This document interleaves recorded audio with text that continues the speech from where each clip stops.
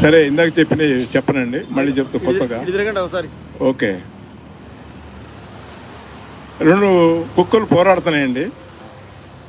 2 కుక్కలు పోరాడుతుంటే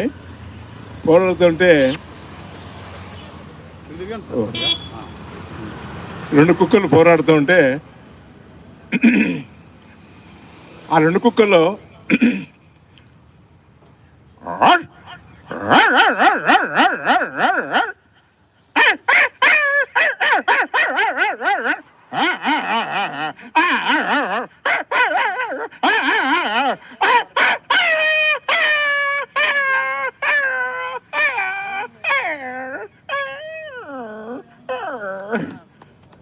ఇలా 2 కుక్కలు పోరాడుకునేది చెప్పొచ్చండి.